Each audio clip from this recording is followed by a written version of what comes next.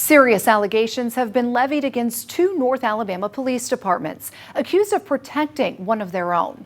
Lawsuits filed on behalf of two young women injured in a crash last fall say the man responsible was allowed to leave the scene, even though the Madison police officers who responded thought he was drunk. Turns out the man behind the wheel of the car that caused the head-on crash is also an officer from neighboring Athens PD. I personally believe that any of us, you, me, anybody, if we had had this happen, we would have been in jail. But that's not what happened that night at the intersection of Highway 72 and Wall Triana. Two young women coming home from meeting friends, sitting in the turn lane, hit head-on.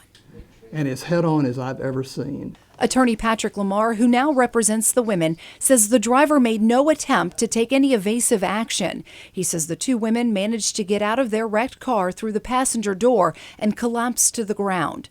Lamar says the other driver, identified as Athens police officer Isaiah Hatchett, though apparently not seriously hurt, never checked on them. He didn't call the emergency line. That was done by bystanders who helped the girls out of the road. The women were rushed to the hospital. Broken bones, bruises, one required emergency surgery. According to the police report, Madison Police, who responded, believed the driver who hit them was intoxicated. The reason we know that is because they issued what's known as a field sobriety test, which is just those little maneuvers you go through, physical maneuvers, to try and show that you're not drunk.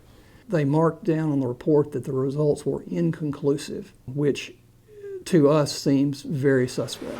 Officers wrote Hatchett a ticket for driving on the wrong side of the road and having an open container in his car. And then the officers made the determination that this Athens police officer should be allowed to go home. Lamar filed legal claims against the cities of Athens and Madison. He believes, despite the evidence at the scene, Madison Police cut a fellow officer a break.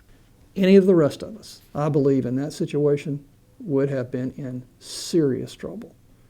And this man got to get in a car and go home with his lieutenant.